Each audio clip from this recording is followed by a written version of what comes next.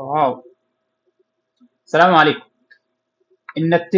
انك تبيع منتج ده نجاح، لكن ان انت تعمل براند ده النجاح الكبير. يعني ايه براند ويعني ايه هوية عطرية؟ انا احمد شبراوي، لاول مره بتشرفني. انا احمد شبراوي مصمم عطور، بساعد براندات ان هي تبني، بساعد الناس ان هي تبني براندات خاصه بيها في العطور، في تصميم العطور، وكمان بعلمك ازاي ان انت تعمل عطرك بنفسك لو انت حابب ان انت تعمل براند مميز بفخامه، وكمان تربط البراند بتاعك بعقليه العميل. هو ده اللي انا جاي اكلمك عليه النهارده. ببساطة يا جماعة، أنا دلوقتي اخترت نوتات عطرية من الياسمين ومن البرغموت ومن الجورانيوم، ونقدر إن إحنا نعمل عطر جميل جدا بالنوتات العطرية المميزة، جميل جدا. تمام. اخترنا القاعدة العطرية بتاعتنا، وعرفنا إن إحنا هنشتغل إزاي على القاعدة العطرية، وعرفنا طبعا في فيديوهات سابقة ليا أنا هنا في القناة قلت لك فيها إزاي إن أنت تبني براند، وقلت لك ازاي ان انت تبني عطر مميز جدا بالنسبه لك، وتقدر ان انت تختار النوتات العطريه وتشوف النوتات العطريه الموجوده فيها، سواء قاعده عطريه او مقدمه العطر او آه، مقدمه العطر او وسط العطر. طيب، جميل جدا. احنا دلوقتي بنينا عطر، عملنا عطر واختبرناه والعطر جميل جدا زي ما انا قلت لك. ومن البدايات العطر ممتاز، وانت عجبك العطر وسبته بعد التخمر وكل حاجه. تمام. هل انت كده تقدر ان انت تطرح العطر في السوق؟ آه، جميل جدا، ممتاز. لكن في ناس بتبدا ان هي اول ما خلاص معاه شويه فلوس عايز يعمل براند عطور، يروح على المصنع يعمل منتج ايا كان المنتج اللي هو بيعمله. اختار المصنع بيوري له مجموعه منتجات وبيختار منها العطر بتاعه ويعمل. طيب، في الحاله الاولانيه انت بتمتلك الدي ان ايه بتاع العطر، وده اللي انا جاي اقول لك عليه. يعني ايه هويه عطريه، ويعني ايه هويه عطريه تربطها بالبراند بتاعك. ده شيء مهم جدا. ادي لك مثال: عبد الصمد القرشي في العطور العربيه. ليه عبد الصمد القرشي نجح وباقي فعلا على القمه في العطور العربيه؟ اول ما بيجي في عقليتك على طول انت عايز تشتري دهن عود، بتروح على عبد الصمد القرشي. عطور عربيه شرقيه بالفخامه، بتروح عبد الصمد القرشي. عنده كمان خلطه القرشي من انجح وافضل العطور الموجوده في عبد الصمد القرشي. ليه؟ لان هو ربطها بعقليه العميل. طبعا بلاك ستون وغيره كتير جدا من العطور العربيه. كمان حتى ورد الطائف قدر ان هو يربط ورد الطائف، لان ورد الطائف بيزرع في السعوديه تحديدا في الطائف. تمام. قدر ان هو يربط ورد الطائف في عقليه العميل. اول ما بيجي في عقليتك ان انت عايز تشتري ورد طائف، بتروح جري على مين؟ على عبد الصمد القرشي، تقول ان هو افضل واحد بيبيع ورد الطائف. رغم ان في الطائف نفسها ان انت تقدر ان انت تشتري بالمزارع، ولكن العقليه لما هو ربطها لك بالبراند بتاعه، فانت بتجري على طول على البراند لان انت واثق فيه. طيب، الثقه دي جت من ايه؟ الثقه دي جت ان هو يمتلك الدي ان ايه بتاع العطر، وده مهم جدا. المصنع ما بيديكش الدي ان ايه بتاع العطر، ما يقدرش ان هو يديهولك.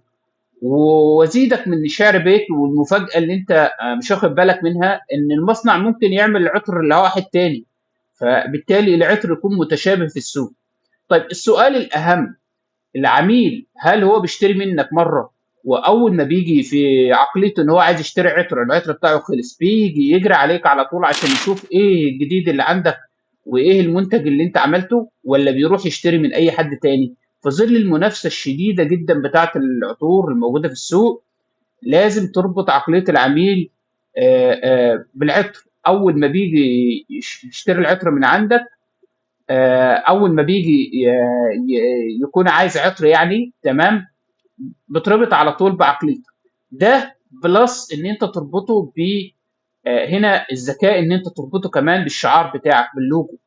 طيب، هي مجموعه بروسيسور متكامله. لو انت حابب ان انت تعرف ازاي تبني هويه عطريه من البدايه، انا سبت لك كتاب مجانا دلوقتي تقدر ان انت تحمله، خاص جدا للناس المهتمين، وخاص جدا للناس اللي فعلا آه، عندهم جديه ان هم عايزين يبداوا براند عطور من البدايه ويبداوا صح.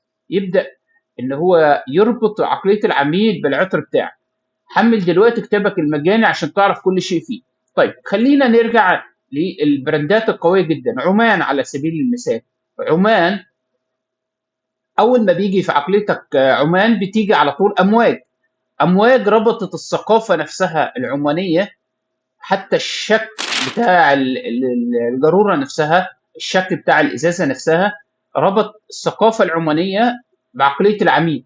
لذلك عمان امواج دلوقتي بتنافس بالعطور العربيه بتاعتها، بتنافس دول العالم كله، بتنافس شانيل وبتنافس ديور وبتنافس يعني كتير جدا من العطور العالميه. امواج اصبحت واحده من اهم العطور اللي موجوده في العالم كله، سواء العالم العربي او العالم الاوروبي. ليه؟ علشان هو برز الثقافه بتاعته. يعني هويه عطريه، يعني انت بتبني براند من البدايه. وعلى فكره مش بكتر المنتجات، منتج واحد ناجح ينجح معاك، منتج واحد تبتدي من البدايه صح افضل من 10 منتجات انت بتبيعها. طبعا انت لو انت بتشتغل مع المصنع خطوه بعد ما تبني الهويه العطريه بتاعتك. المصنع خطوه تنفيذيه فقط يا جماعه، يعني هو بينفذ العطور العطريه بتاعتك اللي انت بتقول له عليها، وما بيقدرش ان هو يغير فيه. لكن دلوقتي المصنع يقدر يغير في الدي ان ايه بتاع العطر بتاعك، او على الاقل خالص الزيت العطري المكون للعطر اللي انت جبته تمام ممكن يكون منتهي، فبالتالي المصنع مش هيقدر ان هو ينتج لك العطر بتاعك، هيقول لك لا ده في مشكله في العطر بتاعك دلوقتي مش هنقدر ان احنا نعمله لك. يبقى انت كده خسرت قاعده عملاء، وفي نفس الوقت خسرت الناس اللي كانت بتشتري منك هتروح تشتري من حد تاني. تمام. اوضح لك الموضوع ده ازاي. انا دلوقتي لما جيت شرحت لك قلت لك انا اخترت ايه، اخترت الياسمين واخترت البرغموت واخترت الهيديون واخترت اللينانول مثلا. اخترت 10 زيوت عطريه او 15 زيت عطري، ممكن توصل ان اللي انت بالتعقيد اكتر بالدي ان ايه بتاع العطر ممكن توصل ان انت تعمل اكتر من 100 من 100 عطر، يعني من 100 عطر احادي من العطور دي. تمام، زيت عطري يعني اقصد. طيب لو انت وصلت حتى ل 200 تقدر ان انت تجمعهم. ليه؟ لان انت تملك المصدر الاساسي اللي انت بتجيب منه الزيوت العطريه. احنا هنا مش بنجيب عطر من السوق، احنا هنا بنجيب زهره واحده معينه. انت بتجيب البرغموت، فانت عارف ان انت بتجيب البرغموت من المصدر ده.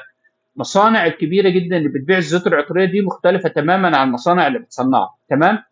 لما انت تقدر تمتلك الدي ان ايه بتاع العطر، المصنع ما يقدرش يجي يقول لك لا في خلل في العطر بتاعك، ما يقدرش. ليه؟ لان انت اللي بتدي له العطر، انت اللي بتقول له صمم لي كذا جروره بناء على الشكل، بناء على الهويه، وبناء كمان على علم الالوان اللي هو داخل كمان في الشكل بتاعك، في الجروره بتاعتك، في الشكل بتاع اللوجو بتاعك. فهو فقط هو مصمم ليه، هو بيصمم اللي انت بتقول له عليه، ولكن هو لا يملك القرار، انت اللي بتملك القرار.